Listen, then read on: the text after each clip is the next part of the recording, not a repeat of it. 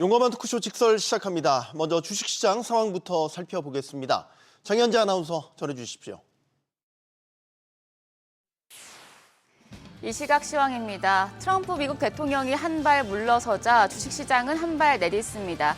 코스피 뉴욕 증시 훈풍을 이어받아서 3주 만에 2,500선을 돌파합니다.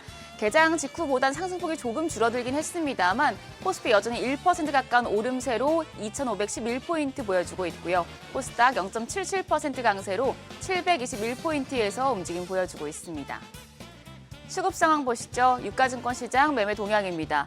오늘은 기관이 강한 매수 우위를 보여주고 있습니다. 외국인은 864억 원 팔자 포지션, 1,000억 원 가까운 팔자 포지션 취하고 있고요. 개인도 552억 원 매도 우위 기록 중입니다. 이런 가운데 기관만 홀로 1,423억 원 순매수하고 있습니다. 이어서 코스닥 시장입니다. 여기서는 개인과 기관이 사고 외국인만 팝니다. 외국인이 404억 원의 매도 우위 기록하고 있는 가운데 기관은 금액은 소폭이지만 22억 원의 매수 우위 보여주고 있고요. 개인 역시도 475억 원 순매수 기록 중입니다. 유가증권 시장 시가총액 상위 종목 거래가 확인하시죠. 우선 1위부터 5위권 내에서는 삼성 바이오로직스를 제외하고 나머지 종목들 모두 상승합니다. 반도체 투톱 오늘은 흐름이 좋습니다. 삼성전자가 1.36% 오름세로 55,750원, SK하이닉스 2.82% 상승하면서 거래가 17만 8,700원입니다. LG에너지솔루션도 2.86% 강세 기록 중입니다. 34만 1,500원에 거래되고 있고요. 삼성 바이오로직스는 2.3% 약세, 오늘 실적 발표가 있는데 실적 발표 이후의 상황도 지켜보셔야겠고요. 현대차 1.45% 올라갑니다. 거래가 18만 8,200원입니다. 6위부터 10위도 보시죠. 한화 에어로스페이스만 약세 보여주고 있습니다. 1% 넘는 내림세로 거래가 82만 1,000원이고요. 반면 셀트리온이 0.57% 오름세로 15만 8,500원, 기아가 1.38% 강세로 거래가 8만 8,000원입니다. 더불어 KB금융도 오늘 추가적인 강세 보여주고 있습니다. 0.84% 오름세로 거래가 8만 4,100원으로 집계됩니다. 코스닥 시총 상위 종목입니다. 1위부터 5위권 모두 상승불 폈습니다. 알테오젠이 0.51% 오름세로 39만 1,250원, 에코프로비엠 오늘 반등합니다. 2.59% 강세로 거래가 9만 7,000원입니다. 에코프로 역시도 이 테슬라의 시간의 거래에서까지 강세를 보여주면서 영향을 받고 있는데요. 2.3% 오름세로 4만 8,350원에 거래되고 있고요. 시총 3위의 HLB가 1.3%, 레인보우 로보틱스도 1.7% 오름세 기록 중입니다. 6위부터 10위도 보시죠. 지금 클래시스를 제외하고 나머지 종목들 모두 강세입니다. 휴젤이 0.57% 상승세로 35만 2천원. 오늘 펩트론이 좀 상승폭이 가장 큰데요. 5.1% 강세 보여주면서 18만 5,200원에 거래되고 있고요. 클래시스 보합, 미가켄바이오가 0.62% 상승하는 가운데 호롱 티슈즈는 지금 하락 전환이 됐습니다. 1% 가까운 0.42%, 지금 다시 상승 전환되는 모습이고요. 10위에 파마리서치가 올라오면서 0.42% 오름세 기록하고 있습니다. 거래가 36만 원입니다. 시장 특징적인 종목 체크하시죠. 오늘 전선주가 크게 올라갑니다. 전력 인프라 관련 AI발 전력 소모가 폭주하면서 기업들의 성장 가능성이 다시 한번 부각된 영향인데요. 특히 대원전선이 18% 가까이 급등하고 있습니다. 거래가 3,130원인데요. 대원전선 에너지 정책 관련주와 또 세종시 이전 테마주로 같이 엮이면서 상승세 보여주고 있습니다. 더불어서 가온전선도 15.6% 급등하며 5만 5천원, KBI 메탈 7.6% 강세로 거래가 2,050원으로 집계됩니다. 다음으로 반도체 관련주 강세 기록 중입니다. 트럼프 대통령이 대중 관세가 그렇게 높지 않을 것이라고 언급하면서 간밤 뉴욕 증시에서 엔비디아가 상승한 영향을 받고 있는데요. 미래반도체가 7.79% 오름세로 12,310원, KC텍이 10.6% 상승하면서 거래가 26,050원이고요. 한미반도체 오늘 5.3% 올라갑니다. 한미반도체는 SK하이닉스와의 동맹이 분열 조짐을 보이는 가운데 과거 특허 분쟁으로 거래를 중단했던 삼성전자와 관계 회복에 나설 수 있다는 전망까지 제기되면서 주목받고 있습니다. 이어서 외환시장 상황 체크하시죠. 오늘 외환시장 크게 오르면서 1,420원 후반대에 출발을 했습니다. 그리고 9시 33분 기준으로는 1,428원 20전이었고요.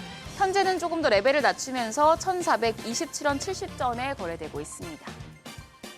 지수 다시 보시죠. 코스피가 1% 넘는 상승세 보여주면서 2,513포인트, 코스닥도 0.82% 오름세로 721포인트입니다. 오늘 우리 시장 코스피가 3주 만에 2,500선을 돌파했습니다. 다만 환율 상승 그리고 외국인 매도세에 대한 부담감을 이겨내야 하는데요. 과연 2,500선 잘 지지해낼 수 있을지 지켜보시죠. 지금까지 시장 상황 전해드렸습니다. 계속해서 시장의 다양한 이슈들을 풀어보는 시장 따라잡기로 이어가겠습니다. 신동준 숭실대 금융경제학과 겸임 교수 나오셨습니다. 안녕하십니까? 네, 안녕하세요. 오늘은 테슬라 이야기부터 시작을 해보죠. 네. 간밤 실적 발표가 있었고 네. 또 머스크가 직접 등판을 한다고 했기 때문에 네. 관심이 모아졌었습니다. 네. 일단 실적은 부진했는데 그래도 주가는 올랐네요. 실적 발표 전에 일단 종가가 형성이 됐으니까요. 종가는 4.6% 올라서 238달러의 그 종가가 됐고 네. 실적 나온 내용은 사실 쇼크에 가까웠습니다. 매출이 작년 대비 9% 하락했고요. 자동차만 놓고 봤을 때 20%가 줄었고 또 이 순이익 기준으로 주당 순이익 기준으로 보면 네. 40%가 작년보다 못했어요. 아, 쇼크네요. 줄었습니다. 네, 어닝 쇼크네요. 쇼크죠. 그러니까 테슬라 얘기로는 그 무역 전쟁으로 인해서 글로벌 공급망에 뭔가 문제가 있을 것이다. 부정적인 네. 영향이 있을 것이다. 단기적으로 수요에 좀 의미 있는 충격이 있을 것 같기 때문에 올해 연간 가이던스는 다음 분기 때 발표하겠다, 재검토하겠다, 뭐 이런 정도로 일단 넘어갔는데요. 지금 테슬라가 작년 기준으로 보면 중국 매출이 21% 정도 돼요. 근데 지금 중국하고 무역 전쟁을 하고 있는 상황이고 미래에 사실 중국 시장에 대한 그 그림이 또 핵심이지 않습니까? 네. 그래서 그런 과정에서 중국에 대한 부담이 여전히 좀 있었던 것 같습니다.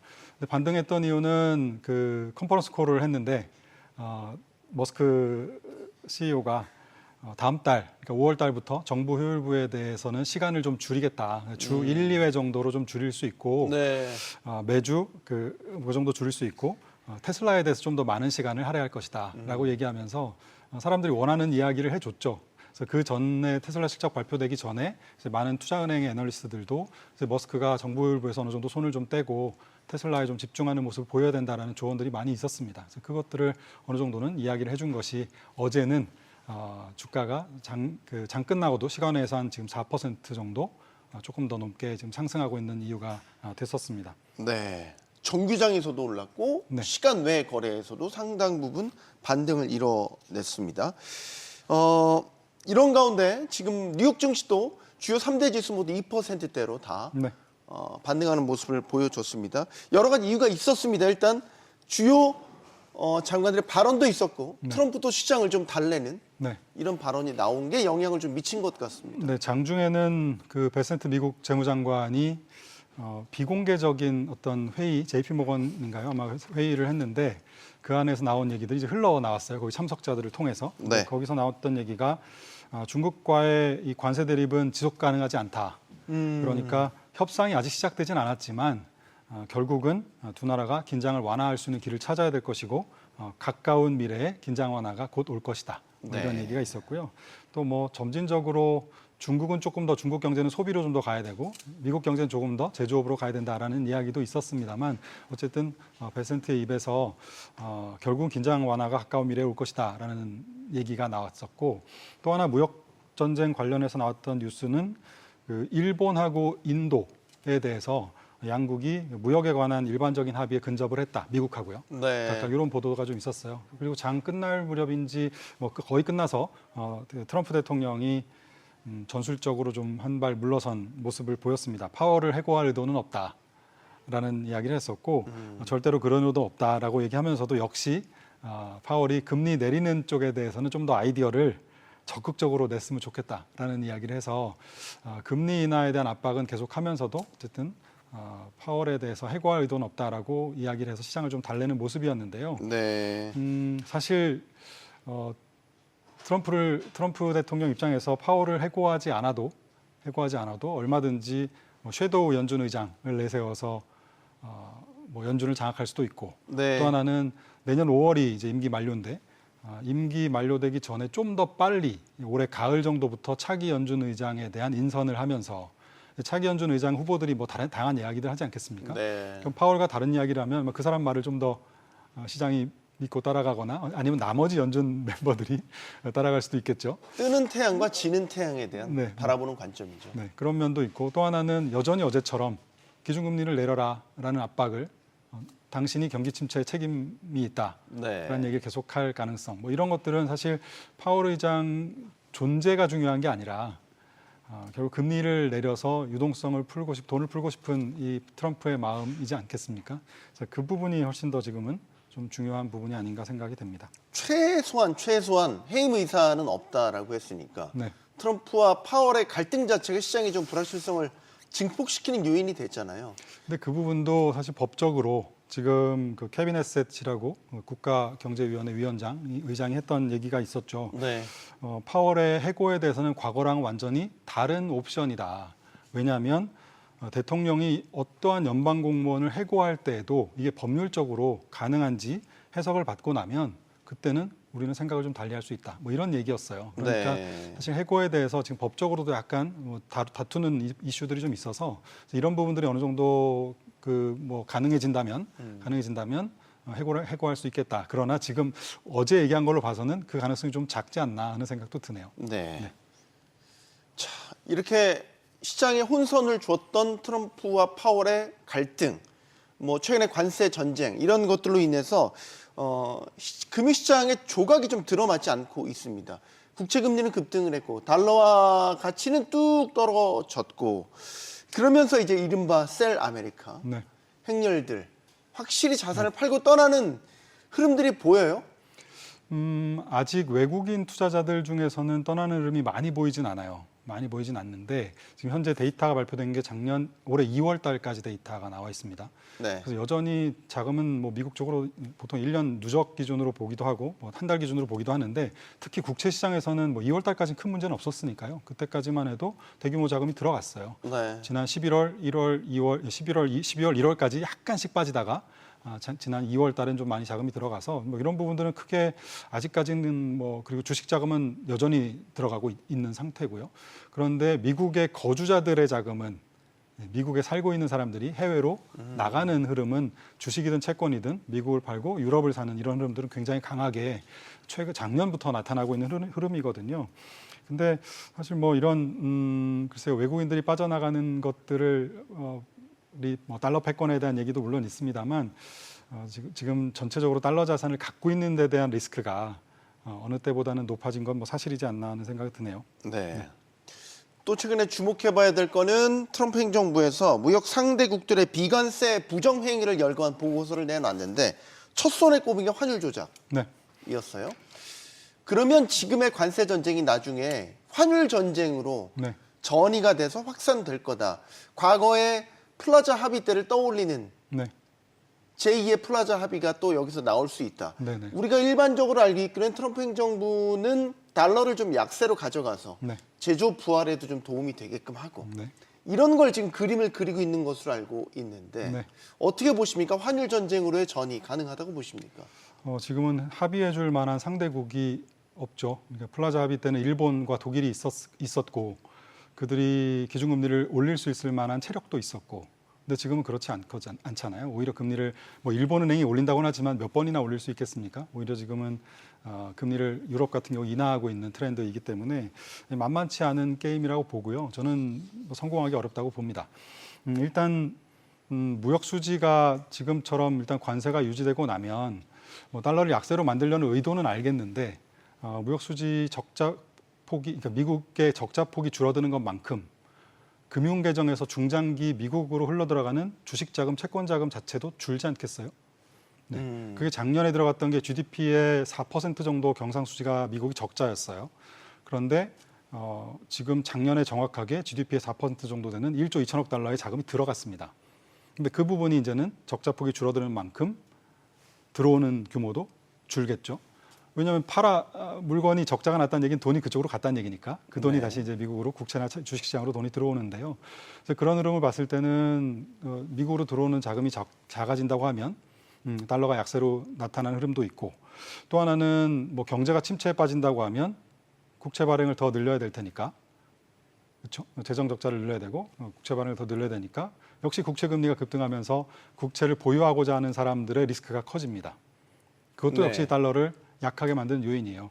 그래서 지금 트럼프나 행정부가 하고 싶은 달러를 약하게 만드는 것은 미국 경제가 건강하고 그리고 해외 경제가 더 좋아서 달러가 약세로 나가면서 전체적으로 파이가 커지는 시장은 괜찮은데 지금처럼 미국에 대한 신뢰가 약해지고 미국 자산을 보유하는 거에 대한 리스크가 커지면서 나가는 것은 이건 굉장히 위험한 시나리오죠.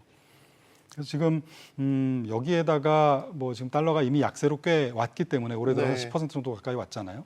그러면 인플레이션에 대한 이슈는 훨씬 더 커집니다. 예, 기존의 관세까지 그렇겠죠. 거기다 더해지는 거잖아요. 수입 물가도 비싸질 테니까. 예, 그렇죠. 지금 미국에서 수입하는 것 중에서 예를 들어서 뭐 80% 이상, 90% 이상 중국에 의존하는 것들이 꽤 많아요. 뭐 전기 오븐, 뭐 주방용품, 장난감, 뭐 그 휴대폰도 한 80%를 중국에서 의존하고 있고요. 네. 그러니까 기본적으로 지금 가만히 있어도 지금 상태에서 지속된다고 하면 당연히 인플레이션이 발생할 겁니다. 그러면서 실질 소비가 줄겠죠. 그래서 뭐 경제가는 침체에 빠질 리스크가 크고요. 근데 역시 침체에 빠지면 아까 잠깐 말씀드린 대로 국채 발행을 늘려서 경기 부양을 더 해야 될 텐데 최근 들어서 일본의 사례가 좀 재미있는 사례가 있었어요. 일본이 관세 충격 때문에 일본 경제가 나빠질 것 같으니까 대규모로 우리가 추경을 편성하자라는 이야기가 있었습니다. 그래서 그 얘기 나오자마자 일본 국채 금리가 급등했어요. 똑같이. 그러면서 일본의 30년 만기 국채 금리의 수준이 2.8, 2.9%까지 올라갔습니다. 지금 독일도 그 정도고요. 한국의 30년물이 2.5 내외거든요.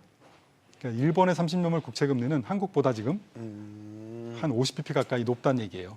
그러면서 일본의 정부가 추경 편성을 일단 보류했습니다. 네, 보류했죠. 얼마 전에. 네네. 그 얘기가 헌금 지금 한다고 이제 추경 편성 이야기를 했다가. 맞습니다. 그러다 보류했죠. 그래서 지금 그게 미국이 똑같은 얘기거든요. 그래서 미국도 지금 감세한다고 하죠. 재정 적자는 이미 더 늘리는 방향으로 예산 결의안이 일단 통과가 됐죠. 뭐 최종은 조금 더 나와봐야 알겠습니다만 여기에다가 지금 기준금리 인하한다고 하잖아요. 파월이 계속 그걸 압박하고 있지 않습니까? 네. 그 얘기는 미래 인플레이션에 대한 리스크를 엄청나게 키우는 일이고요.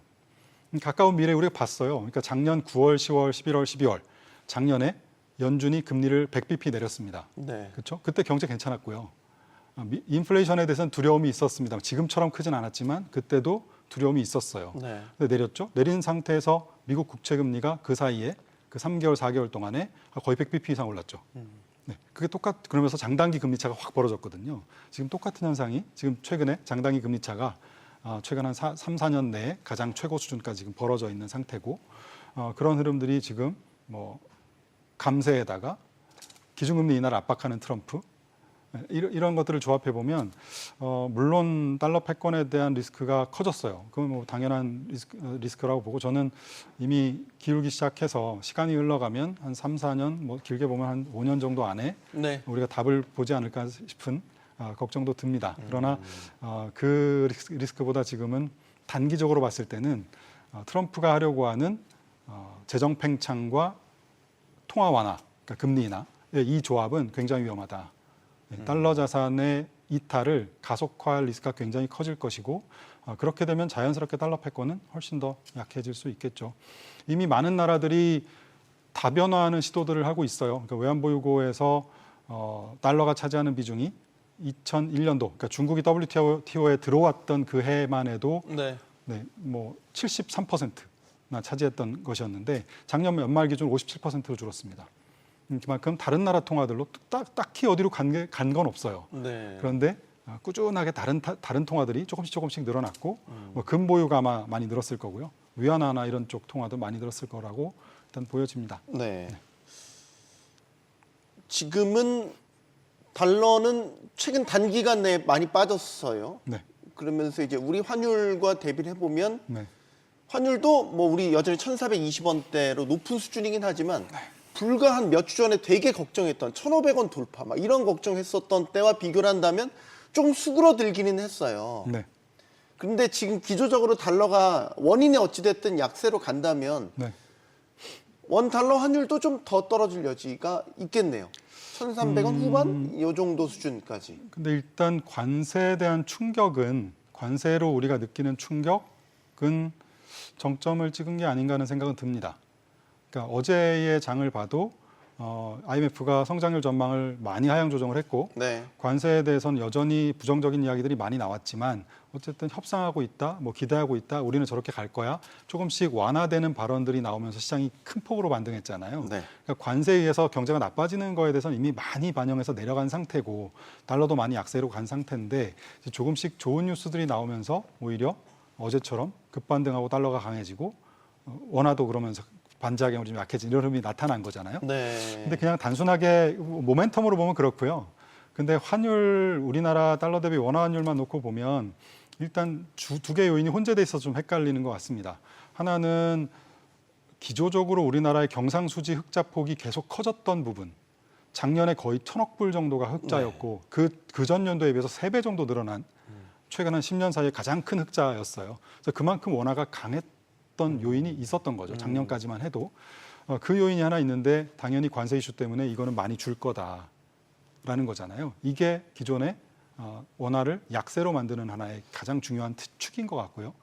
우리 경상수익자 폭이 많이 줄 거다라는 거고 두 번째 이제 반대 방향에서 있는 것은 지금까지 얘기하신 대로 달러 약세에 대한 어떤 큰 방향성의 전환이 있는 것이 아닌가. 그러면 당연히 원화가 강해지는 이런 트렌드겠죠. 근데 원화는 지금 이머징과 선진국의 약간 경계선에 있어서 네. 최근에 달러가 4월 초에 그 관세 충격이 있은 이후에 한 5, 6% 정도 약세였습니다만 달러보다 더 약한 나라는 다 이머징이었어요. 네, 우리나라는 약간 강한 통화였고 훨씬 더 강한 뭐죠? 스위스 프랑, 뭐 엔화, 유로 이런 것들은 한국 원화보다 훨씬 더 강했거든요. 네. 그러니까 한국은 미국 달러에 비해서는 조금씩 강해질 수는 있어도 전체 통화를 줄을 세워놓고 보면 우리는 굉장히 약한 통화 가까이에 있다. 이머징 쭉 세우고 원화가 있고 그다음에 달러가 있고 원화가 있고 그다음에 다른 나라들이 쭉 있거든요. 그런 의미에서 보면 한국의 뭐 달러 대비 원화 환율이 1,300원대 가까이 내려갈 수 있을지는 모르겠습니다만 전체적으로 원화를 좋아하지 않는 이런 현상들은 굉장히 광범위하게 일어나고 있다라고 보셔야 될 것 같습니다. 이 모든 이 상황들에 대한 최대 수혜 자산은 역시 금이었어요. 마지막 남은 건 금이었습니다.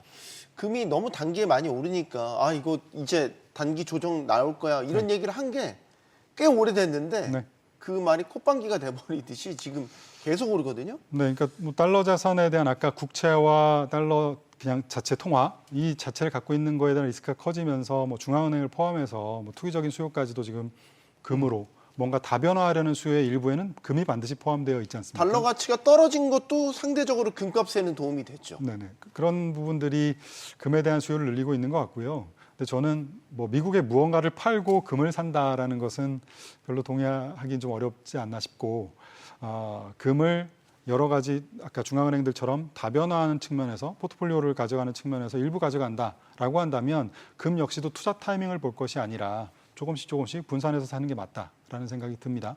또 하나는 금하고 똑같이 지금 대체 자산으로서 각광받고 있는 것은 가상 자산이죠. 네. 그래서 저는 가상화폐도 그런 차원에서 금을 사신다면 가상화폐도 저는 괜찮은 대안이 아닌가 하는 생각도 갖고 있어요. 네.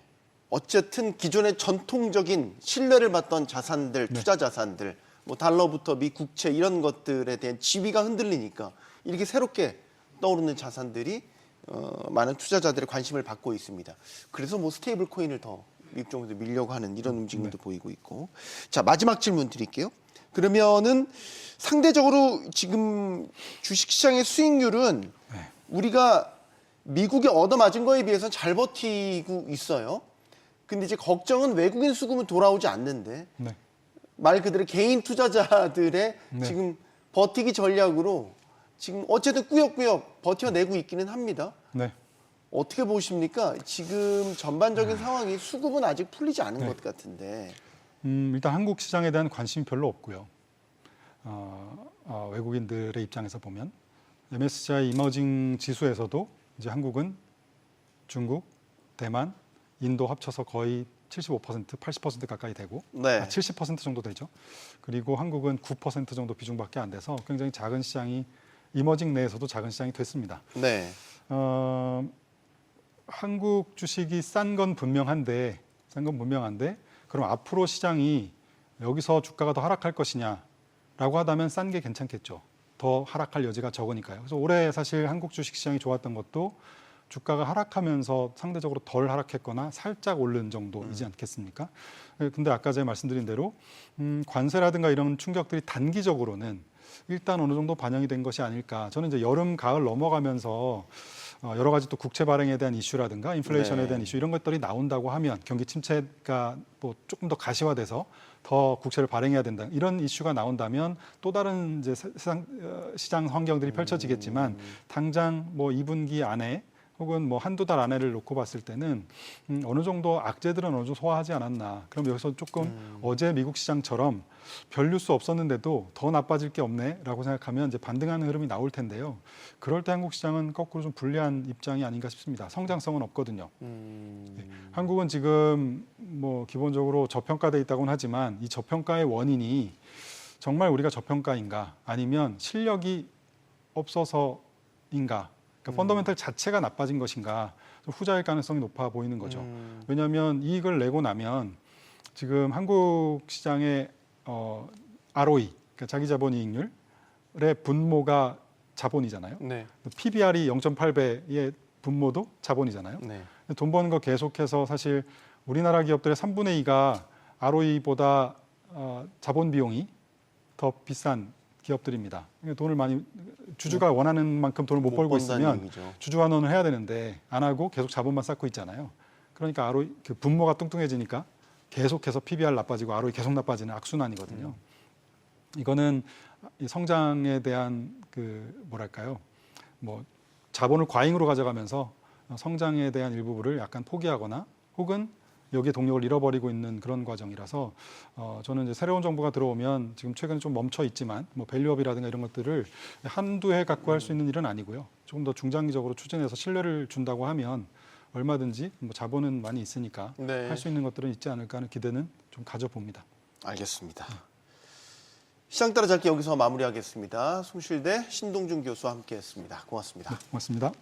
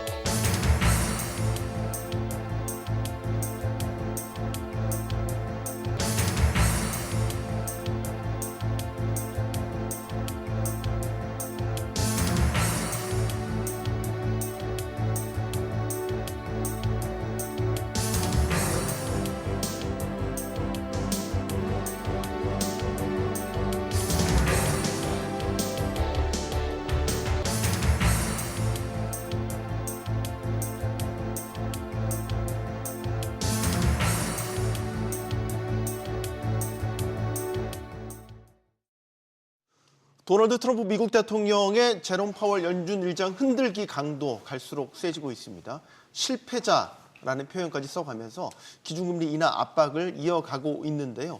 연준의 독립성에 대한 우려가 커지면서 달러 가치 등 이 자산 시장도 요동치고 있습니다. 한편 전 세계를 상대로 관세 전쟁을 하고 있는 트럼프 대통령의 다음 타깃 환율이 될 수도 있다는 전망 나오고 있습니다. 트럼프발 리스크 그 파장 어디까지 미치게 될지 지금부터 하나씩 풀어보겠습니다. 함께해 주실 분들 소개해드리죠.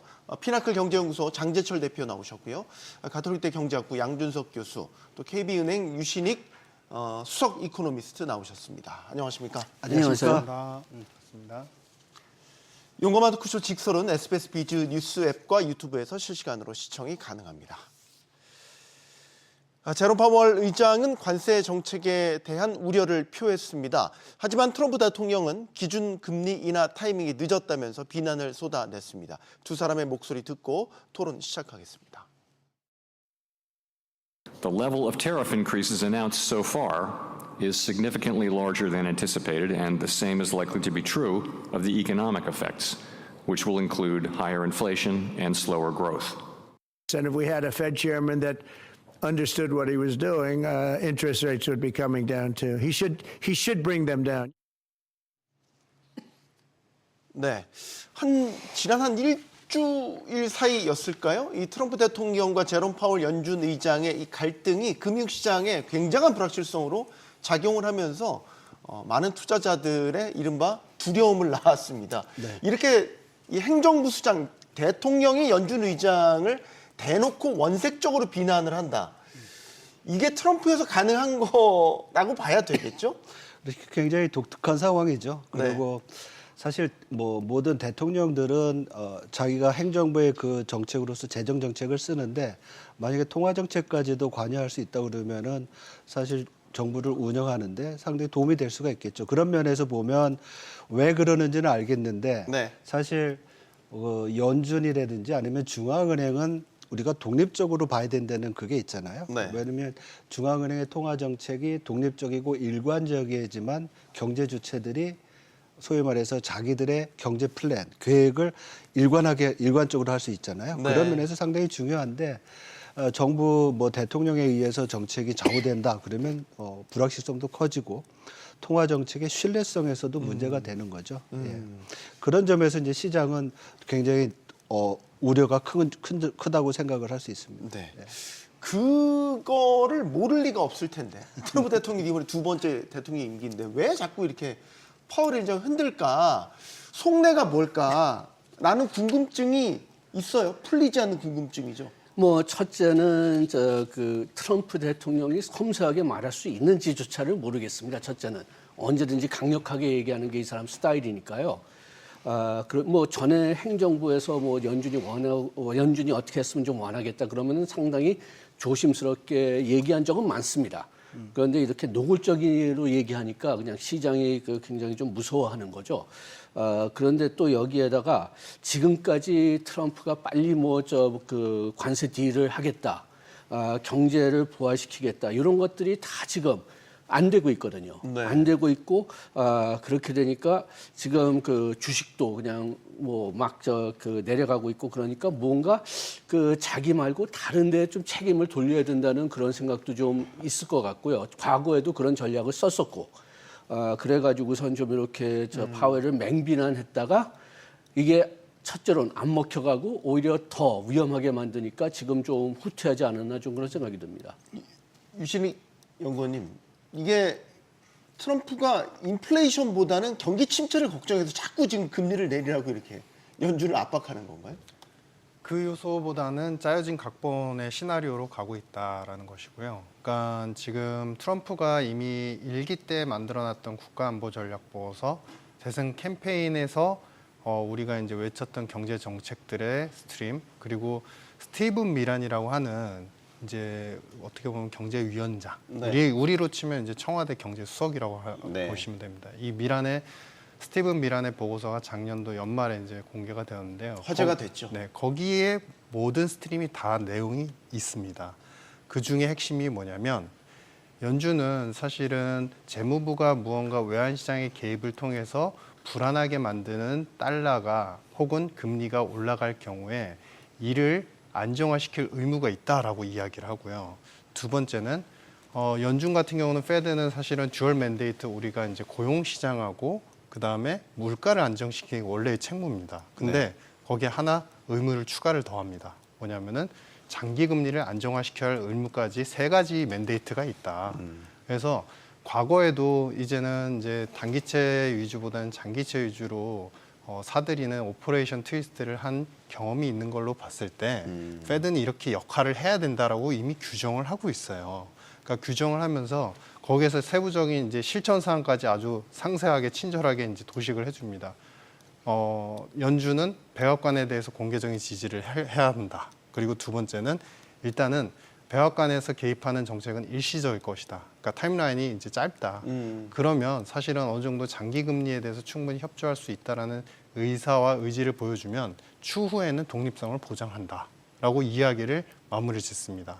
자, 그러면 이런 형태에서 지금 장기 금리를 계속 낮추라고 하고 금리 압박을 한 이유는 과연 뭘까? 네. 사실 관세 전쟁은 듀얼 맨데이트로, 그러니까 듀얼로 가는 거죠. 관세를 전쟁을 하게 되면은 관세 수입을 얻던지 아니면 딜을 해서 투자 협력을 받아서 자기네 나라에 미국에 이제 많은 공장을 짓던지 둘 중에 하나가 되는 거죠. 근데 반대쪽을 생각해 보셔야 됩니다. 결국에 트럼프는 미국의 대통령이에요. 미국의 지지율을 계속 높게 받으려면 내수부양책을 해야 되는데 사실은 재정에 대한 부담, 부채에 대한 부담 여전히 많은 상태고 올해 상반기 기점으로 올해 이제 국채가 만기가 도래를 하는데 올해 상반기에 거의 60, 70% 이상이 다 몰려 있습니다.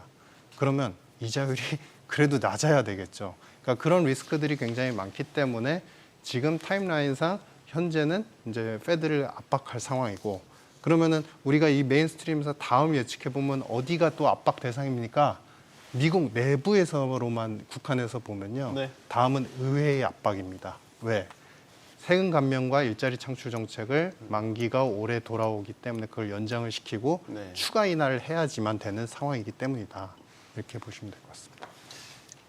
그러니까 그 만기가 들어온 미 국채를 이제 뭐 예를 재연장시킨 그런 의도가 있어서라고 이제 봐서 그런지 일부러 경기 침체를 유발한다라는 이제 의혹까지도 시장 일부에서는 정설은 아닙니다만 나오기도 했었죠.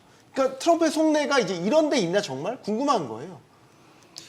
설마 그러겠습니까? 설마긴 한데 이게 예. 트럼프라서 설마가 사람을 잡아버릴 것 같아서 걱정입니다. 아무래도 내년도 중간선거도 있고 하니까 네.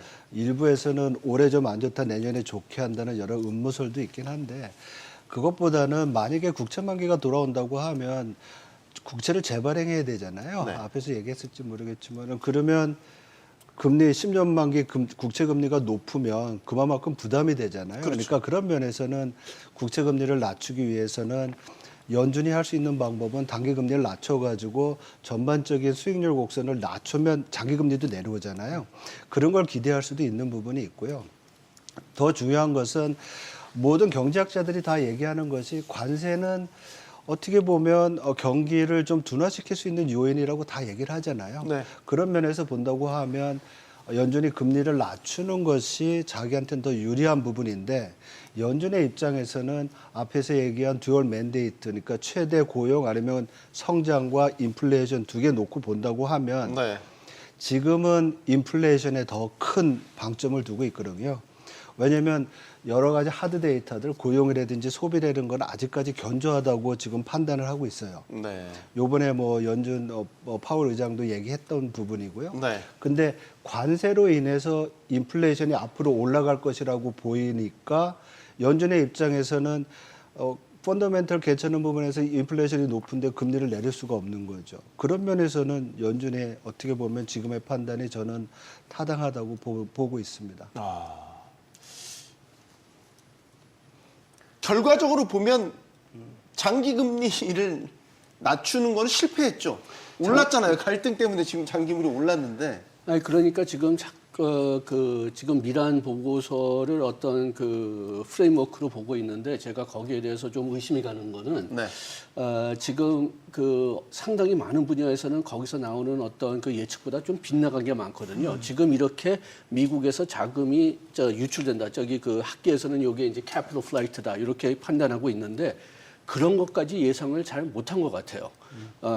그리고 또 상식적으로 생각해 봐도 금리를 내리려고 경기 침체를 만들려고 했다면은 그러면은 시장에서 리스크 프리미엄을 요구할 거죠.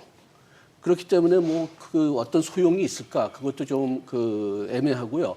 그 다음에 또 그 관세를 통해서 일단 쇼크를 준다. 그런데 지금 쇼크가 완전히 이상한 방향으로 나가고 있거든요. 그 보고서에서 완전히 그걸 예측하지 못한 것 같습니다. 그래가지고선 뭐 그 트럼프 행정부 내에서는 아직도 미란 보고서를 따르고 있을지 모르겠어요. 거기에 시나리오 상당히 좀 많이 맞아 들어가니까. 그렇지만은 그 미란 보고서가 처음에 그 미란이 생각했던 것처럼 가느냐? 그건 아닌 것 같습니다. 제가 볼 때는 미란 보고서가 지금 뭐 앞에 유신익 박사 얘기했지만은 트럼프 행정부의 소위 말해서 대외 경제 정책의 텍스트북인 것 같아요. 그러니까 교본인 것 같아요. 네. 왜냐하면 거기 나온 여러 가지 일들이 지금 현재 진행이 되고 있기 때문에 네, 네. 어떤 게 진행이 되냐면 지금 보편관세 20%와 그리고 보편관세 뭐 20% 그리고 중국에 대한 60% 관세 얘기를 하거든요. 네.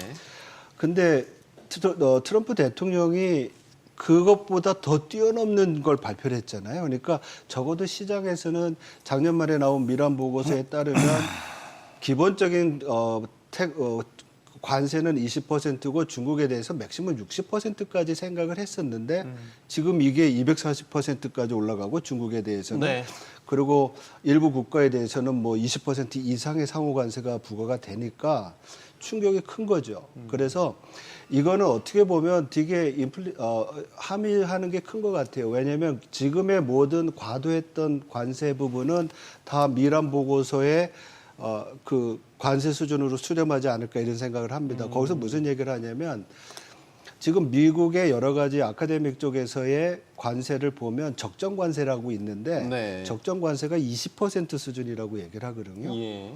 그래서 20%에서 뭐 60%까지 갈 수 있는데 20% 이상이 가면 미국 국민들의 후생에 그 손실이 온다고 얘기를 해요. 그러면 여태까지 정책의 그 미란 보고서에 따라서 진행이 된다고 하면 제가 볼 때는 모든 앞으로의 주요 국가의 관세의 어떤 협상에서의 관세 수준은 맥시멈이 60%, 20%가 되지 않을까 봅니다. 중국을 제외해 놓고서는. 네. 그러기 위해서는 지금 기준 관세 베이스라인 터리프 10%에다가 나머지 엑스트라 10%가 품목이라든지 여러 가지로 조정이 되면서 들어가지 않을까 이런 네. 생각이 들어요.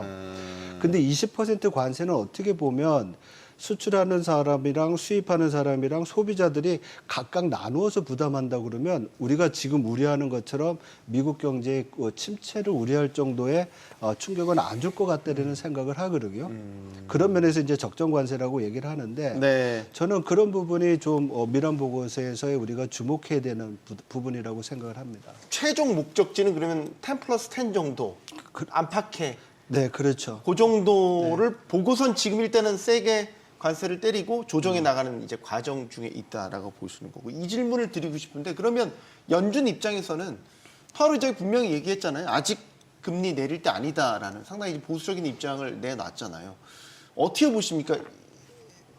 대표님께서는 일단 물가에 초점을 맞춘 연준의 판단이 지금 옳다고 보셨고 영원님께도 좀 듣겠습니다. 지금 연준이 일단은 금리 인하에 대해서는 일단 선을 그었단 말이죠. 조금 보수적으로 좀 늦게 할 생각인 것 같아요.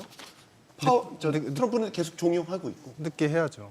늦게 역시 같은 왜냐하면 생각이신가요? 기본적으로 파월은 우리가 경험을 했지만 후행적인 그러니까 지표가 나오고 예측적인 전망을 하는 게 아니라 예전에 그린스펀처럼 날아가는 새를 맞추기 위해서 미리 예측을 하고 거기에 맞는 통화 정책을 하는 게 아니고 지금 파월 같은 경우는 경제 지표를 더 확인하겠다라고 이야기를 이미 2, 3년 전부터 계속적으로 이제 스탠스를 정해왔고 내부에서의 그 예측력도 상당히 많이 떨어져 있는 상태인 것 같아요. 그래서 네. 그런 상황을 본다면 앞으로 6개월 후 관세 정책이 어디로 튈지 모르니까 그 개연성에 대해서 충분히 열어놓고 대응을 하겠다. 이렇게 볼 수 있는 것이고요. 하나 참고로 말씀드리면 지금 미란 보고서가 그러면은 맞다, 예측이 틀리다, 비합리적이다. 뭐 이런 이제 모든 내용들을 좀 토탈해서 정리를 해볼 필요가 있는 게 미란 보고서에는 정확하게 나와 있어요. 우리의 가치 철학에 의해서 우리는 이것을 하는 것이 미국에 도움이 된다고 생각한다라고 표현이 나와 있습니다. 네. 즉 이야기는 뭐냐면 맞지 않아요. 합리적이지도 않아요. 근데 하는 겁니다. 왜? 닉슨이 과거의 닉슨을 모방하고 있는 트럼프는 닉슨 독트린이라는 게 있었는데 그것도 간단하게 설명드리면 관세 처음으로 시도하고 우리가 소미스니언이라고 변동확률 제도를 전 세계 국가들한테 강제를 한 겁니다. 그래서 패권 국가가 되고 패권 달러가 됐는데 그렇기 때문에 달러 강세가 됐고 그것을 이 미란 보고서는 뭐라고 표현을 하냐면 우방국들이 우리들을 방해를 했기 때문에 한마디로 표현하면 방해를 해서 우리가 더 강세를 맞이하게 됐고 그로 인한 손실을 우리가 보고 있다. 미국이 보고 있다. 그로 인한 손실에 대한 부담을 동맹국들이 부담을 해야 된다. 그게 이제 첫 번째가 바로 관세인 거고 두 번째는 차후에 제가 이제 또 추후에 말씀을 드리도록 하겠습니다. 닉슨 대통령 시절에 인플레이션 잡는 데 실패했잖아요. 실패했죠. 그래서 퍼볼커가 그 무지막지한 금리 인상을 해서 네. 굉장히 시장에 큰 혼란. 네. 그때 이제 연준의 실패 역사로 대표적으로 꼽히는. 이제 그때 똑같이 지금 반복된다는 말씀이세요? 연준이 아니고 그때 관세가 사실은 우리가 그때 당시의 관세는 사실 이렇게 높지는 않았는데 상품의 품목이 전 상품이었어요. 그리고 전 세계 국가를 다 대상으로 해서 10% 관세를 완전히 변동 환율제와 그 우리가 금을 태환하는 제도를 갖다가 폐지한다라는 선언과 새벽에 기습 발표를 합니다. 그리고 나서 사실은 시간이 걸리긴 했지만 15년, 20년 정도 걸리면서 스태그플레이션이 처음에 왔고 나중에 대공황이 오게 되죠. 네. 근데 이야기를 드리는 거는 지금 트럼프가 그렇게 가고 있다가 아닌 겁니다. 그 선례가 있고 그 정책 철학을 갖다가 그대로 반영을 하려고 하는데 결과를 알고 있기 때문에 무서운 부분도 있는 거예요. 어디서 우리가 확인할 수 있냐? 1기 때 관세를 계속 올리다가 19년도 초반에 기업 경기가 무너지기 시작합니다. 그때 자본 투자가 확 줄었거든요. 네. 그러면서 관세 협정에 트럼프가 바로 이제 돌진을 해요. 그러면서 다른 이제 우호국들한테는 관세를 오히려 낮춰주기도 하죠. 일본이나 베트남 이런 쪽은. 그러니까 이런 부분이 있어서 지금은 협상의 카드의 레버리지를 상당 부분 올려놓고 네. 세게 한 다음에 그 다음에 자신들의 굉장히 데미지가 클 것 같으면 싹 바꾸고 네. 그 시점에 또 내수 부양을 굉장히 강력하게 해서 마지막 결론은 뭐냐면 여론조사 결과만 보시면 됩니다. 사실 50% 언더로 떨어질 때는 그 정책의 터닝이 항상 나오곤 했었다. 네. 이렇게 보였습니다. 여기서 저 두 가지 말씀만 좀 드리고 싶은데요. 지금 만약 이렇게 강력한 미국 내수를 시도한다면은 지금 하여튼 그 미국의 빌미 중에 하나는 이미 저 재정 적자가 너무 크기 때문에 이런 그 과격한 조치를 해야 된다는 건데 그렇다면은 그 내수를 활성화시킬 수 있는 그런 정책이 의회에서 나올 수 있을까? 지금 그 공화당이 지금 그 설계하고 있는 예산 나온 거를 본다면 재정 적자가 오히려 더 커지고 있기 때문에 공화당 마저에서도 상당수의 의원들이 여기에 이거를 허용하지 않겠다는 의원들이 있거든요. 네. 그래가지고선 이렇게 그냥 경기 침체에 들어가서 더 큰 어떤 부양 정책을 하겠다면은 그게 얼만큼 지지를 그 공화당 내에서 받을 수 있을지 그게 조금 애매하고요. 뭐 물론 뭐 경제가 완전히 망할 거다.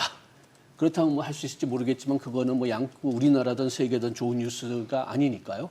그다음에 두 번째는 제가 대학원 다닐 때 그 기억나는데 제 친구 중에 하나가 벨기에 출신이었는데 이걸 가지고선 사상 최대 도둑질이라고 얘기를 하더라고요. 왜냐하면은 근본적으로 미국이 금으로 달러를 보장해 주겠다고 얘기했는데 그걸 다 가져가고 네. 그냥 지폐만 남은 거니까. 그래가지고선 지금 유럽도 이걸 모르지는 않을 겁니다. 유럽도 지금 모르지는 않을 거기 때문에 뭐 아까 지금 우리가 그 미국에서 돈 빠져나온 게 뭐 자본 유출이라고 얘기하고 있고 독일 같은 데도 지금 자기네들의 금을 지금 미국에서 빼가려고 하고 있고 그런 걸 본다면은 그 유럽이 또 한 번 이런 그 스미소니언 코드를 허용할 거냐 특히 이렇게 그냥 뭐 적대화시킨 다음에 이게 그 경제 쪽으로만 지금 적대화시킨 게 아니라 그 군사적으로 그 외교적으로도 완전히 지금 유럽하고 외국을 지금 트럼프 행정부가 치고 있거든요. 네. 경제적으로만 본다면은 뭐 가능할지 모르겠지만은 그렇다면은 미국의 그렇게 뭐 말을 들어줄 것을 그냥 국민들이 그냥 허용할 거냐? 이것도 지금 상당히 큰 문제라고 생각합니다. 저희들의 토론이 얘기를 하다 보니까 너무 어려워지고 있어요. 갑자기 제가 그 생각이 들었습니다. 단순하게 질문을 다시 한번 드릴게요. 파월은 관세가 인플레이션, 물가를 자극할 여지가 있기 때문에 당장 금리를 내리긴 어렵다라는 입장인 거고 트럼프는 물가 걱정 안 해도 돼. 금리 당장 내려야 돼. 이제 이게 부딪히는 거 아니겠습니까? 근데 파월이 계속 압박을 하고 있단 말이죠. 근데 트럼프 일기 때도 보면은 이런 식의 압박이 있었잖아요. 그런데 결국 연준이 턴어라운드를 했단 말이에요. 그리고 이번에도 결국에는 지금 파월은 아직까지 버티고 있는 것 같지만 결국에 금리 내리기 시작할 것 같다. 이런 전망도 있는데 어떻게 보십니까? 그러니까 제가 볼 때는 대통령이나 아니면 보통 뭐 정부 인사가 보는 경제와 통화 정책에 대한 그 견해 그리고 중앙은행 당사자로서의 보는 견해가 다른 거예요.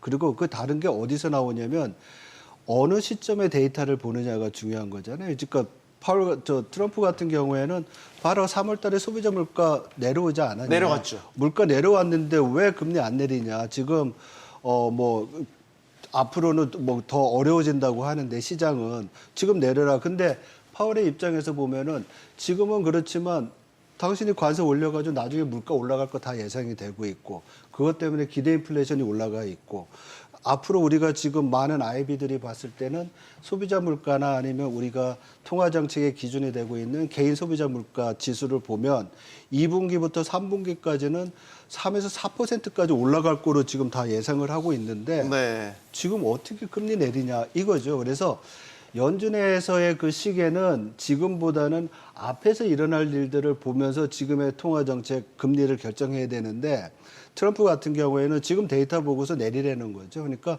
둘이서 보는 시점이 다르니까 이게 화합할 수 없는 그런 상황이 되는 거고요. 예, 그런데 저 한 가지만 좀 여기 추가하고 하군요. 지금 트럼프가 3개월밖에 대통령 되지 않았어요. 그렇죠. 그리고 상호 관세도 4월 2일에 발표했는데 그게 마지막 연준 회의 한 2주일 전이죠. 2주일 후죠. 그래가지고선 지금 그 트럼프가 이렇게 높은 상호 관세를 때리겠다는 것은 예상한 사람은 하나도 없습니다. 트럼프 자체도 몰랐으니까요. 저 트럼프 자체도 뭐 얘기를 들어보면은 4월 2일 전 주말에 이렇게 바꾸라고 얘기해가지고선 그렇게 그 조치를 바꾼 거니까 그러니까 보통 이렇게 상황이 불확실할 때는 좀 한 1, 2개월 정도 통계를 보자. 그렇죠. 이렇게 보고선 한다는 게 이제 연준의 기본 입장이었고 또 솔직히 얘기하면 제 개인적인 생각도 그게 맞다고 생각하는데 뭐 지금 하도 빨리 하도 많이 바뀌고 있기 때문에 네. 그렇기 때문에 적응할 시간이 없는 거죠. 지금 트럼프가 상호관세 때린 다음에 연준 회의가 없었어요.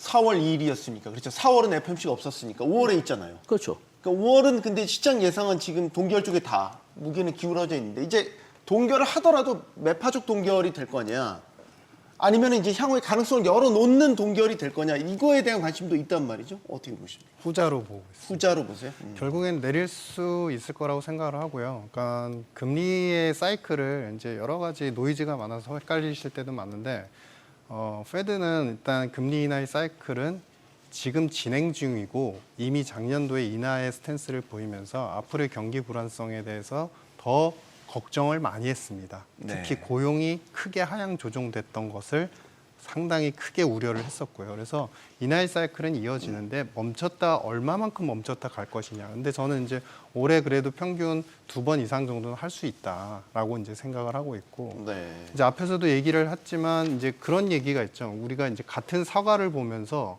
한쪽에서 바라보는 이제 그러니까 왼쪽에서 보는 사람은 이 사과가 맛있어 보여요. 되게 빨갛고 이제 붉게 있으니까. 근데 한쪽이 약간 멍들어 있으면 반대쪽에서 보는 사람은 저 사과 되게 없어 보이겠다. 이렇게 표현을 하게 됩니다. 네.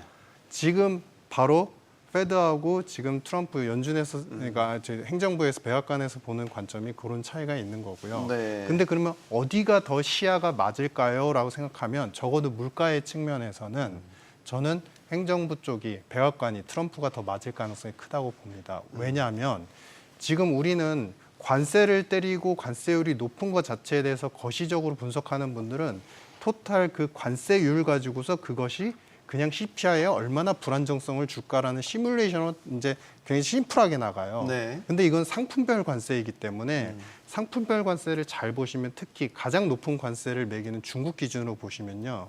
중국에 예를 들면은 관세를 지금 매기는 것들이 앞으로 더 많이 매겨질 상품들이 많습니다. 근데 주로 수출하는, 그러니까 중국이 미국한테 수출하는 상품들을 그 비중별로 보시면요.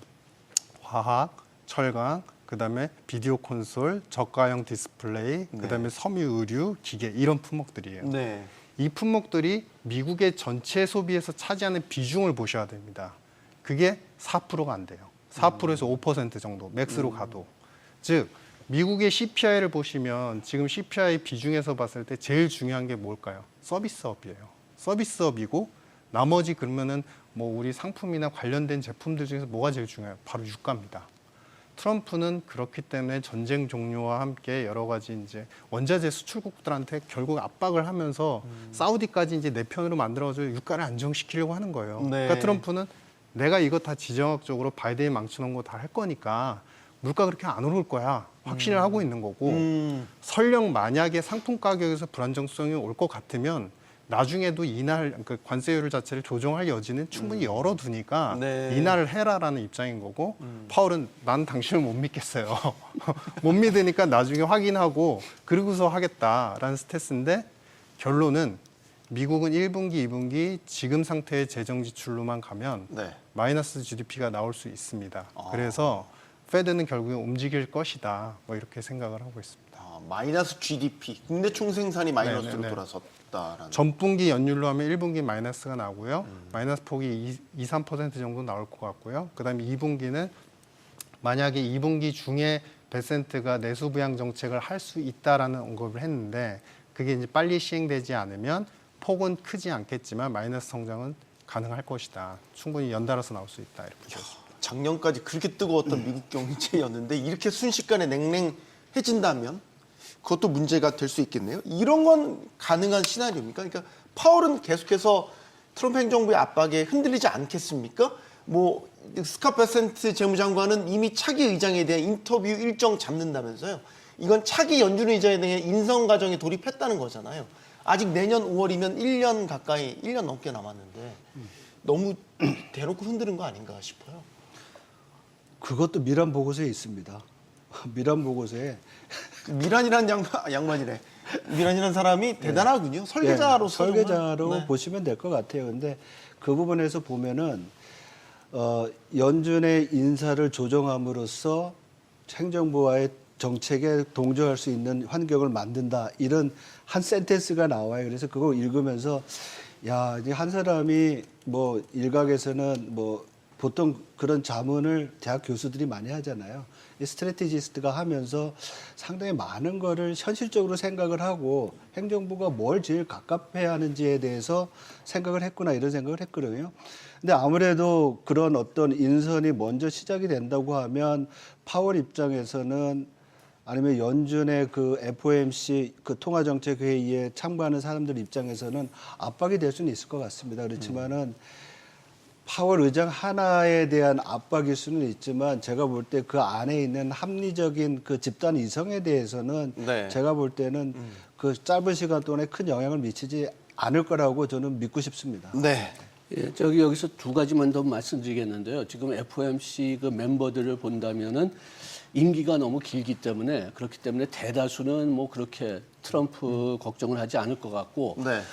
거기에 또 따라서 지금 파웰은 어차피 재임되는 거는 포기한 것 같으니까요. 그러니까 자기 그 신뢰에 따라서 그 운영할 수 있는 가능성이 더 클 것 같고 두 번째는 지금 미란이 이런 캐피털 플라이트가 이렇게 심할 것을 예상했느냐. 뭐 어떤 사람들은 예상했다고 얘기를 하지만 이렇게 심하게 될 것으로 예상이 됐느냐. 그거는 저는 상당히 좀 그 의심을 가지고 있습니다. 네. 그래가지고선 이 전략이 조금이라도 잘못 나가면은 미란이 생각했던 것보다는 완전히 미국 경제를 좀 망칠 수가 있다는 거죠. 트럼프도 좀 상당히 지금 그 어떤 면에서 고민하고 있는 것 같은 게 그 브릭스 국가들 중에서 중국을 뭐 기축 통화로 만들겠다 뭐 그런 얘기가 나왔더니 그렇게 하면은 우리는 너한테 관세 때리겠다고 얘기했거든요. 네. 그런데 지금 이렇게 그 캐피털 플라이트가 심해지고 트럼프가 그 연준까지 자기 편으로 만들어 준다면은 그런 과정이 더 빨라지겠죠. 지금 금융시장 최근의 흐름을 보면 이제 국채 금리 급등했죠. 국채 가격이 떨어졌다는 얘기죠. 달러 약세죠. 떨어졌죠. 증시 조정 크게 봤죠. 이걸 이제 뭐 말을 만들었지만 삼중 폭락 이렇게 얘기를 하더라고요. 이 구도는 언제까지 갈 거라고 보세요? 결국에는 이제 정책이 나올 때 이제 어떤 정책이 나와야 되냐 내수 부양 정책이 나올 때죠. 그러니까 우리가 잘 생각해 보시면 트럼프가 이제 그 선출이 되고 나서 대통령으로 선출이 되고 나서 사실은 임기 시작하기 전까지 달러도 굉장히 뜨거웠었고 미국의 주식시장 M7 기업들도 굉장히 좋았고 거기에 소프트웨어 AI까지 굉장히 뜨거웠었단 말이죠. 네. 그러면서 사실은 그때 국제금리도 살짝 오른 상태이긴 했어요. 근데 그 흐름을 우리가 다시 한번 복귀해 보시면 정책이 굉장히 크게 나올 것이다. 우리가 벤스 부통령뿐만 아니라 아니면 일론 머스크 이렇게까지 이제 기업이나 아니면 투자계에서의 거물들이 들어오면 얼마나 벤처나 기업들에 대한 활성화 정책이 나오겠느냐 기대감이 굉장히 컸었고 네. 근데 막상 선물 보따리, 그러니까 기다리던 선물 보따리는 안 나오고 현재 관세로서 불안을 계속 야기시키는 것 같으니까 심리적인 부분이 굉장히 강화되는 것이고 그래서 달러도 침체가 올 수 있다면 약세를 보이고 두 번째 주가도 당연히 떨어지는 상태이고 네. 마지막 채권 시장은 파월을 저렇게 뒤흔든데 그러면 통화 적정은 어디로 가는 거야? 어디로 가는지를 모르니까 사실은 채권에 대해서 불안정성이 생기니까 오히려 미국채를 사느니 지금은 엔화를 사는 게 낫겠다. 그러면서 엔화가 지금 초강세를 또 보이고 있거든요. 그러니까 이런 흐름들은 결국에 뭐냐면 선물 보따리를 풀기로 약속을 했으면 선물 보따리를 풀기 전까지 이건 계속 갈 겁니다. 그럼 그 보따리 언제 나올 거냐? 그렇게 사실 이제 만약에 우리가 좀 합리적 추정을 해보면 베센트 재무장관은 2분기 중이라고 얘기를 했고 관세 전쟁 아직도 시작이 되고 있잖아요. 만약에 좀 딜레이가 되면 2분기를 좀 넘을 수도 있을 것 같아요. 근데 또 한편으로는 그렇게까지 올 하반기 연말까지 가지는 않을 것 같다. 왜냐하면 이미 연방 정부에서 이제 상정돼 있는 BIS 비율을 낮춰서 상업은행들한테 대출을 독려하는 그 법안이 이미 계류 중에 있습니다. 상정이 네. 돼 있고요. 그래서 그걸 구체적으로 논의하는 단계이기 때문에 요건 1기 때 똑같이 시행했던 정책입니다. 그래서 예. 그런 전반적인 정책들의 프레임을 봤을 때 그렇게 멀지는 않을 것 같은데 다소의 기다림은 필요할 것이다. 정책이 나와야 현재의 삼중 폭락이라고 하셨나요? 네, 삼중 폭락입니다. 그거는 좀 해소가 될 것 같다. 뭐 이렇게 보였습니다. 저는 예. 이 삼중 폭락 중에서 하나는 좀 정상화되지 않을까 이런 생각을 합니다. 어떤 거? 주식 시장이요. 네. 왜냐하면 우리가 트럼프 랠리라고 해서 트럼프 대통령 되고 뭐 작년 말까지 상당히 주식도 좋았고 채권도 좋았고 다 좋았잖아요. 네. 달러도 강하고. 네. 그때는 모든 게 다 강했어요. 근데 지금은 이제 반대로 됐죠. 그 중에서 제일 컸던 게 저는 주식 시장에서의 큰 폭의 조정이 이 모든 걸 야기했다고 봐요. 근데 이 큰 폭의 조정은 왜 왔냐? 우리가 미국 시장에 대해서 버블 논란을 계속 얘기를 했어요. M7 너무 달리는 거 아니냐. 네. 그리고 모든 우리가 지금 성학김이라고 해서 우리 국민들도 미국 투자 많이 했잖아요. 그러니까 엄청 많이 했죠. 제가 볼 때는 그렇게 좀 과도했던 미국에 대한 투자가 어떤 이유든지 간에 그게 뭐 딥식으로 시작이 됐든 아니면 지금의 관세로 시작이 됐던 조정되는 과정이라고 보는 거예요. 그리고 지금의 그러면 이 미국의 채권 금리 상승이 관세 때문에 꼭 시작된 거냐? 저는 그게 한 30% 된다고 생각을 해요. 나머지는 기본적으로 트럼프 대통령 들어오고 난 다음부터 계속 나왔던 것은 앞으로 10년 동안 미국의 부채 수준이 지금의 122%에서 145%가 올라갈 것이다. 왜냐하면 감세로 인해서 재정 수입이 주니까 결국 재정 적자 커지고 부채가 많아지면 금리 올라갈 수밖에 없잖아요. 그리고 최근에 금리 상승 자체가 우리가 앞에서 얘기했던 인플레이션이나 기대 인플레이션보다는 소위 말하는 실질 금리가 많이 올라가. 실질 금리 좀 전문 용어로 쓰면 기간 프리미엄, 네. 채권의 가격이 변하는 네. 그거에 의해서 많이 올라갔거든요. 가격이 변한다는 얘기는 앞으로의 채권 가격이 떨어질 것이라는 그게 맞잖아요. 공급을 많이 하니까 채권 네. 공급을. 네. 그러면 금리 올라가는 거잖아요.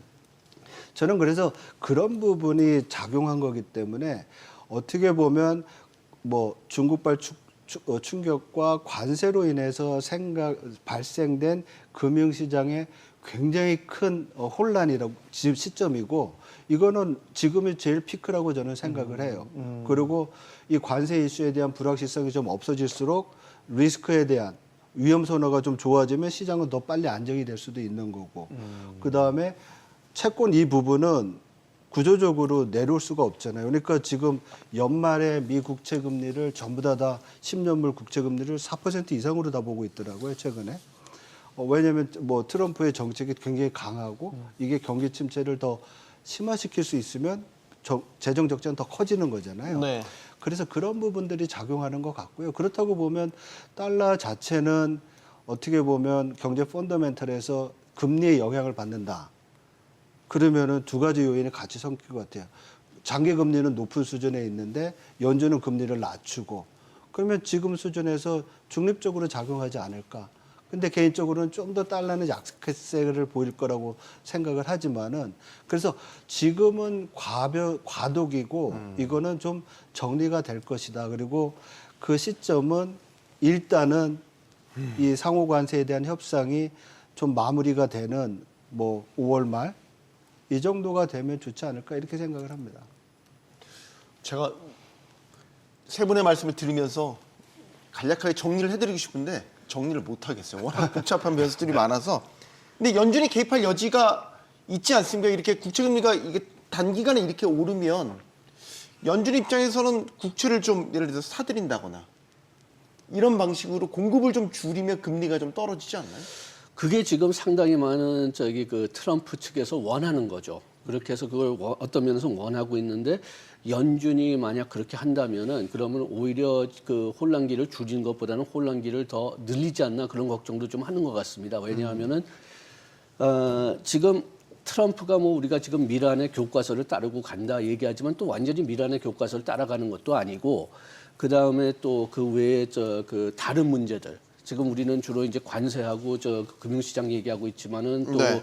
그 안보나 뭐 그런 면에서 지금 계속 그냥 뭐 여기저기 치고 있고 하기 때문에 그렇기 때문에 그 연준 입장에서는 그렇게 뭐 금리를 그렇게 국채를 사가지고선 그 트럼프가 이런 혼란적인 기간을 더 느리게 할 수 있는 그런 어떤 여유를 주는 게 진짜 좋은 정책이냐. 그리고 또 나중에 또 어떻게 바뀔지도 모르는 우리가 지금 뭐 미란 교과서를 따르고 있다고 얘기하지만 이것도 완전히 보장된 건 아니고 그 교과서를 완전히 똑같이 따르는 것도 아니니까요. 그러니까 또 어떻게 변하는지도 모른다는 상태에서 그냥 그 요렇게 지금 국채를 사주면은 오히려 저 혼란기를 더 늘리지 않나 그런 걱정도 좀 해야 될 것 같습니다. 트럼프 행정부가 최근에 낸 보고서 중에서 이제 비관세 장벽에 대한 거를 8가지를 이제 제시한 게 있습니다. 여기 보면은 첫 선에 꼽은 게 환율이에요. 환율. 이게 이제 왜 이게 주목이 되냐면 관세 다음에 그럼 뭘 이제 트럼프 행정부가 건드릴 거냐. 유신 박사님께서는 어떻게 보시는지 궁금한데 환율 전쟁이 다음 타겟이다. 그러니까 구체적으로 얘기하면은 환율이 지금 불공정한 거래로 해서 적정 가격에 형성이 안 돼 있다라고 이제 언급을 할 것이고 네. 그 다음에 이제 최종적으로는 뭐가 나올 것이냐면요, 바로 영구채 강매입니다. 그러니까 동맹국들한테 제로 금리의 영구채 강매. 100년 만기. 그렇죠. 아니 그거는 만기가 없습니다. 100년 일단 해놓고서 다음 이제. 그러니까 요지는 뭐냐면 앞에서도 우리 양 교수님 말씀하셨지만 미란의 보고서는 맞지 않아요. 미란의 보고서의 로직을 아주 쉽게 말씀드리면요, 길 가다가 폭력배가 있는데 폭력배가 때려요. 때려서 이제 정당 방위의 개념으로 나를 보호하기 위해서 나도 같이 뭔가 무기를 들어서 방어를 해요. 네. 근데 그거를 잡아서 너 무기로 나 때리려고 했으니까 이제 뭐 경찰서로 갑시다. 이렇게 협박을 하는 거랑 동일해요. 그러니까 원인과 결과가 있는데 결과의 부분에 치중을 하고 자신의 그러니까 양 관점인데 자신의 관점에서만 모든 걸 이야기를 합니다. 네. 근데 이제 환율에 대해서는 당연히 얘기를 할 수밖에 없고요. 그런 얘기를 해요. 그러니까 미란 보고서는 맞다 틀리다가 아니라 지금 트럼프가 보고 있고 그들이 지금 외치고 있는 가치 철학의 경제 정책이 어떻게 가느냐를 우리가 눈치를 채기 위해서 이제 엿보는 것이고요. 근데 거기에서 흐름은 무엇이라고 얘기를 하냐면 자신들은 결국에 패권의 국가로서 만들고 우방국들과 교역을 해왔는데 사실 우리가 패권 통화를 수출하는 격이 됐다.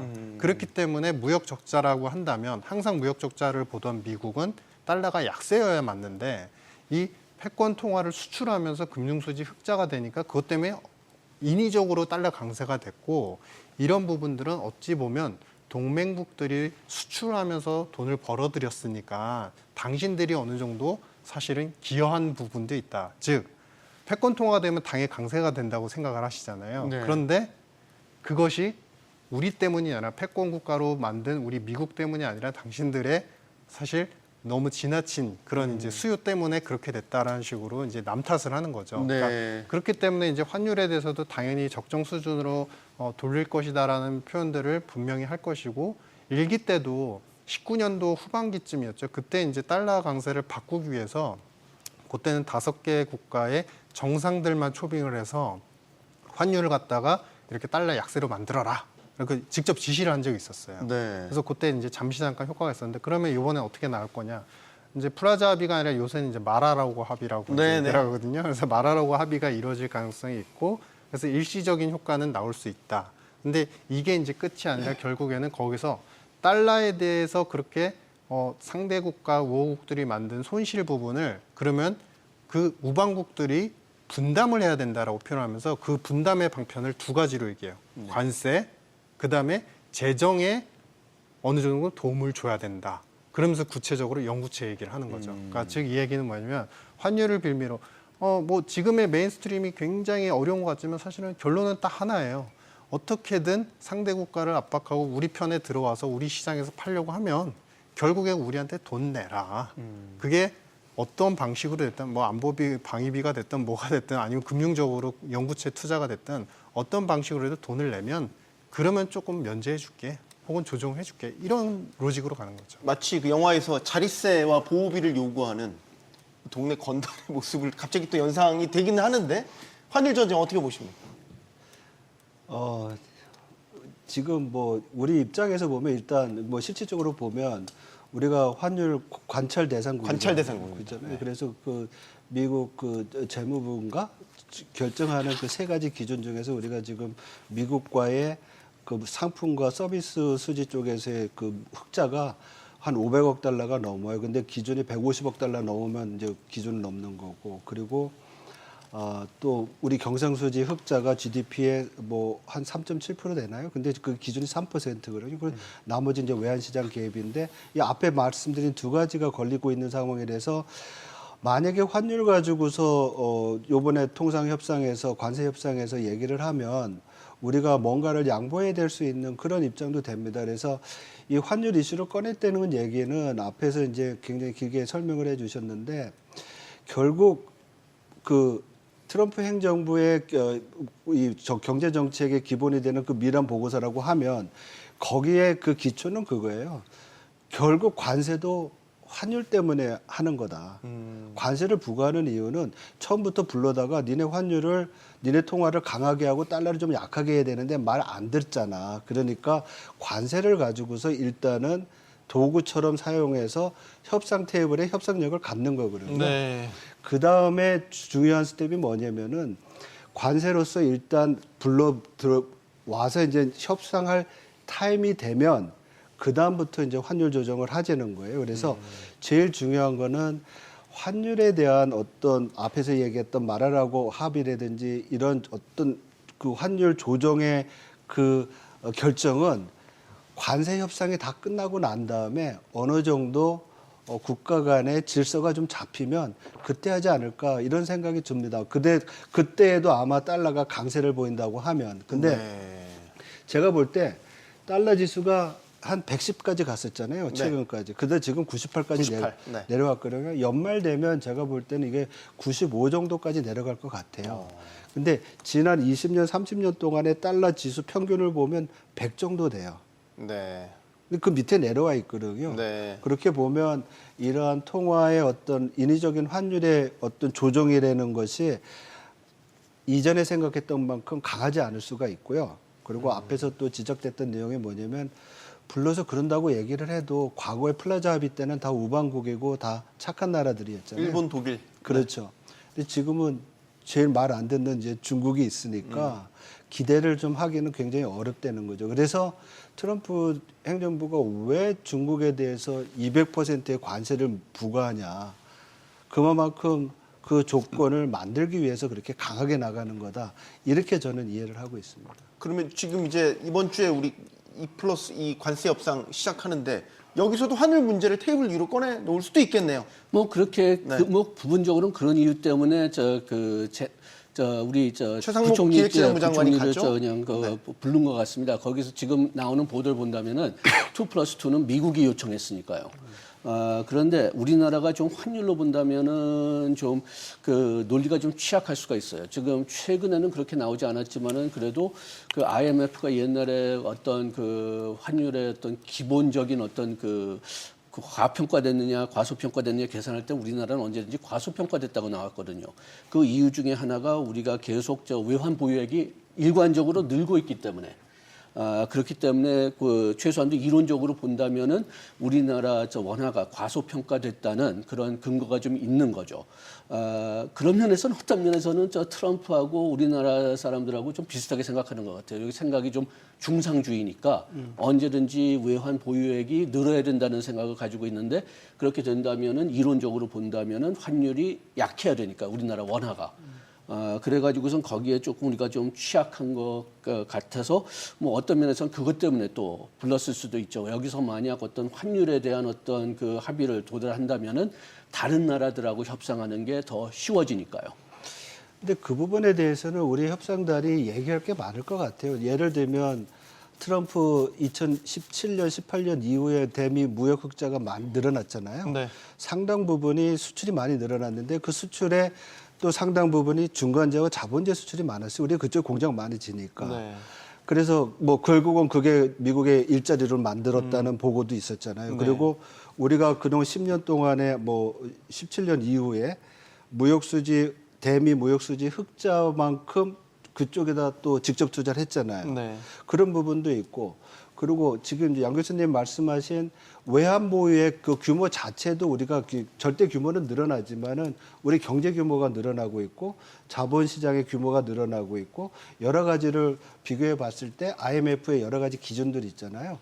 그런 거 보면은 그렇게 과대는 아니라는 평가를 할 수가 있거든요. 거기에 또 한 번 말씀드린다면은 그 미국의 세 번째 기준이 시장 개입이잖아요. 그렇죠. 그래서 우리가 저 계속 경상수지가 높고 미국과의 무역 적자가 그 무역 흑자가 크니까 우리가 굉장히 그냥 시장 개입을 피했거든요. 그럼에도 계속 이게 유지돼 있기 때문에 뭐 물론 트럼프 행정부를 본다면은 그런 것 뭐 그런 논리를 얘기했어도 그래도 뭐 듣지 않을 가능성이 크긴 하지만은 그렇지만 좀 객관적 입장에서 봤을 때는 우리나라가 어떤 그 우리나라의 어떤 조작을 통해서 무역 흑자를 유지했다고 그 주장하기는 굉장히 어려울 것 같습니다. 그렇죠. 유신익 박사님 마지막 질문 드리시면 짧게만 달러 패권이라는 게 그럼 도대체 뭡니까? 이게 달러를 기준으로 두고 우리 기축통화라고 하잖아요. 그 지위를 말하는 것 같은데 많이 쓰는 거죠. 많이 쓰는 거잖아요. 많이 쓰는 산업자산 거죠. 많이 제일 갖고 많이 쓰는 있으면 거죠. 되잖아요. 결제도 제일 많이 하고. 네. 근데 결정적인 게 있어요. 그러니까 재무부가 신용화폐라고 표현을 했었거든요.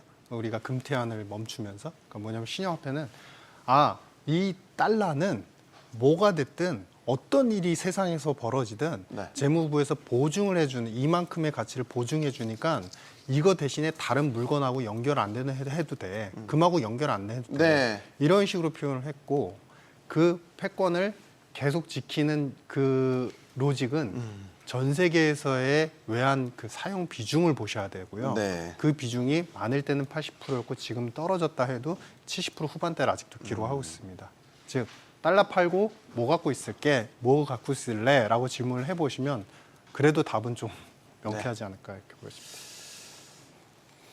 어떻게 보면 영원할 것 같던 미국 달러 그리고 미 국채 이 지위는 지금 트럼프 대통령 취임 100일도 안 돼서 조금 과장해서 이야기하면 투매 대상으로 전락해버린 것 같습니다. 그가 그리는 큰 그림 뭐가 있는지는 모르겠지만 분명한 점은 투자자들의 신뢰가 무너지는 데에는 그렇게 오랜 시간이 걸리지 않았다는 겁니다. 토론 마치겠습니다. 여기는 모든 경제가 모이는 SBS 비즈입니다. 시청해주셔서 고맙습니다.